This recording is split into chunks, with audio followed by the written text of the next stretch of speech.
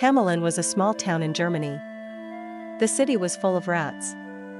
Hamelin was a rat's paradise truly.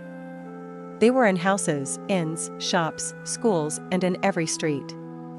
It was a menace, and a solution had to be found fast. The mayor had often held meetings with the town folks to discuss this problem.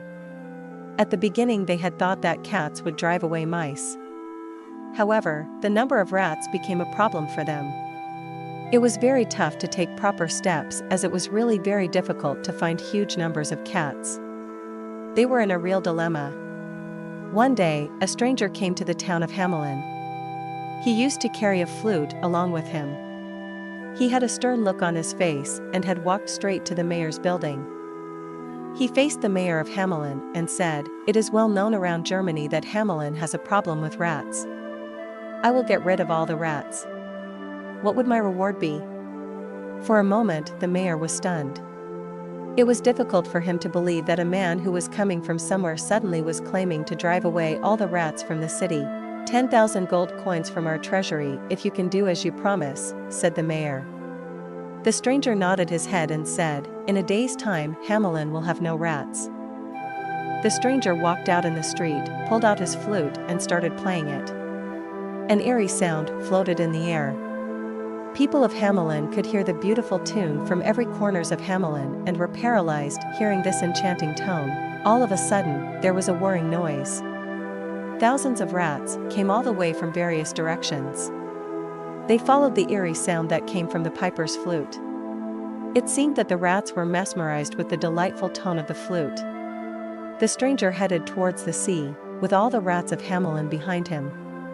It was an extraordinary sight for the folks of Hamelin. The stranger was continuously playing the flute and walked right into the sea. The rats followed him and all of them were caught by the waves, which dragged them into the sea.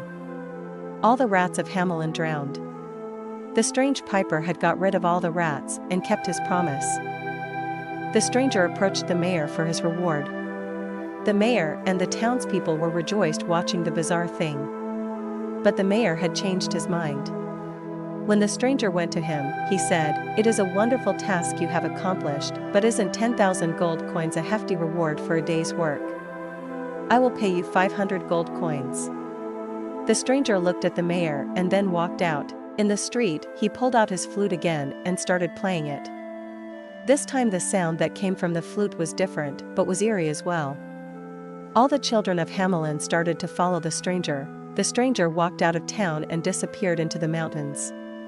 Children followed him. The parents of the children wept. Where had the stranger taken their children? They went to the mayor and complained about it. The mayor was helpless. He knew that he had been dishonest with the stranger. The stranger returned to Hamelin, but children didn't accompany him. The mayor rushed to him, begging for forgiveness. He pleaded to the stranger to get the children back. Without uttering a single word, the stranger turned and walked away. He returned after a few hours, this time with all the children. The stranger was rewarded with his 10,000 gold coins. The mayor had learned his lesson.